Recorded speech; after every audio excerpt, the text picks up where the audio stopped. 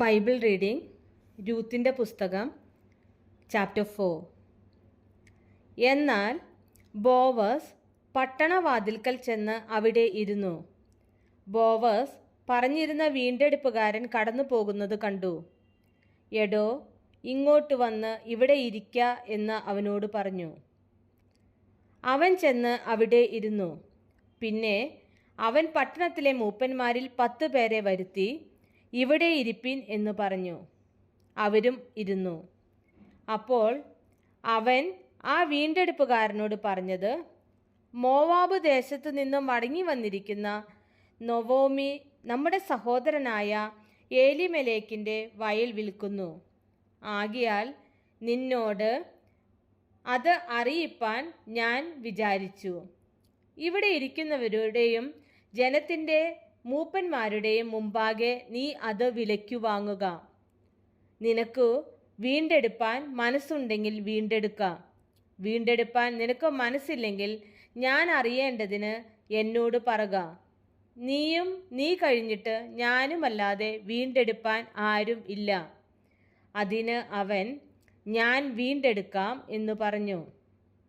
അപ്പോൾ ബോവസ്, നീ നൊവോമിയോട് വയൽ വാങ്ങുന്ന നാളിൽ മരിച്ചവൻ്റെ അവകാശത്തിന്മേൽ അവൻ്റെ പേർ നിലനിർത്തുവാൻ തക്കവണ്ണം മരിച്ചവൻ്റെ ഭാര്യ മോവാബി സ്ത്രീയായ രൂത്തിനെയും വാങ്ങേണം എന്നു പറഞ്ഞു.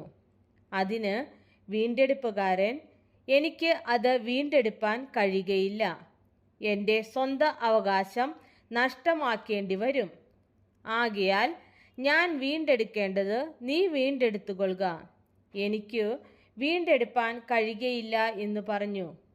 എന്നാൽ വീണ്ടെടുപ്പും കൈമാറ്റവും സംബന്ധിച്ചുള്ള കാര്യം ഉറപ്പാക്കുവാൻ ഒരുത്തൻ തൻ്റെ ചെരുപ്പൂരി മറ്റേവന് കൊടുക്കുന്നത് ഇസ്രായേലിൽ പണ്ട് നടപ്പായിരുന്നു.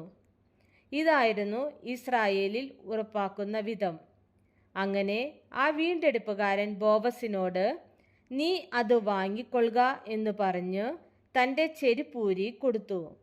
അപ്പോൾ ബോവസ് മൂപ്പന്മാരോടും സകല ജനത്തോടും പറഞ്ഞത്, എലിമേലെക്കിനുള്ളതൊക്കെയും കില്യോനും മഹ്ലോനും ഉള്ളതൊക്കെയും ഞാൻ നൊവോമിയോട് വാങ്ങിയിരിക്കുന്നു എന്നതിന് നിങ്ങൾ ഇന്ന് സാക്ഷികളാകുന്നു.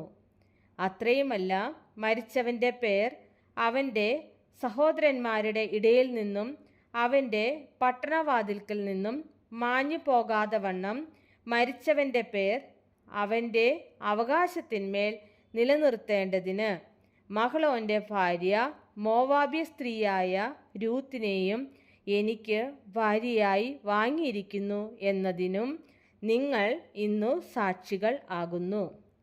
അതിന് പട്ടണവാതിൽക്കൽ ഇരുന്ന സകല ജനവും മൂപ്പന്മാരും പറഞ്ഞത്, ഞങ്ങൾ സാക്ഷികൾ തന്നെ. നിന്റെ വീട്ടിൽ വന്നിരിക്കുന്ന സ്ത്രീയെ യഹോവ റാഹേലിനെ പോലെയും ലേയായെ പോലെയും ആക്കട്ടെ. അവർ ഇരുവരുമല്ലോ ഇസ്രായേൽ ഗൃഹം പണിതത്. എഫ്രാത്തയിൽ നീ പ്രബലനും ബേത്ത്ലേഹേമിൽ വിസ്തൃതനുമായിരിക്കാം. ഈ യുവതിയിൽ നിന്ന് യഹോവ നിനക്ക് നൽകുന്ന സന്തതിയാൽ നിന്റെ ഗൃഹം താമാർ യഹൂദയ്ക്ക് പ്രസവിച്ച ഫേരസിൻ്റെ ഗൃഹം പോലെ ആയിത്തീരട്ടെ. ഇങ്ങനെ ബോവസ് രൂത്തിനെ പരിഗ്രഹിച്ചു. അവൾ അവനു ഭാര്യയായി. അവൻ അവളുടെ അടുക്കൽ ചെന്നപ്പോൾ യഹോവ അവൾക്ക് ഗർഭം നൽകി. അവൾ ഒരു മകനെ പ്രസവിച്ചു.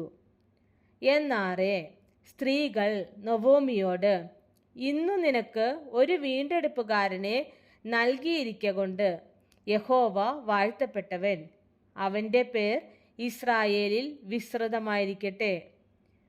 അവൻ നിനക്ക് ആശ്വാസപ്രദനും നിന്റെ വാർദ്ധക്യത്തിൽ പോഷകനും ആയിരിക്കും.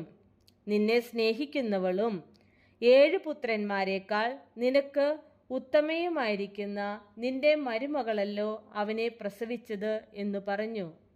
നൊവോമി കുഞ്ഞിനെ എടുത്തു മടിയിൽ കിടത്തി അവന് ധാത്രിയായി തീർന്നു.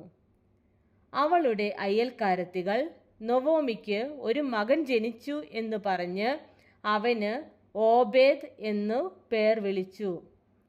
ദാവീദിൻ്റെ അപ്പനായ ഈശായിയുടെ അപ്പൻ ഇവൻ തന്നെ. ഫേരസിൻ്റെ വംശപാരമ്പര്യമാവിത്. ഫേരസ് ഹെസ്രോനെ ജനിപ്പിച്ചു.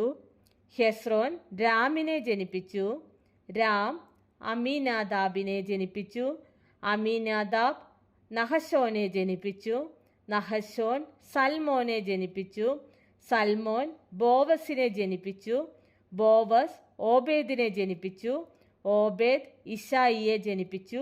ഇശായി ദാവീദിനെ ജനിപ്പിച്ചു.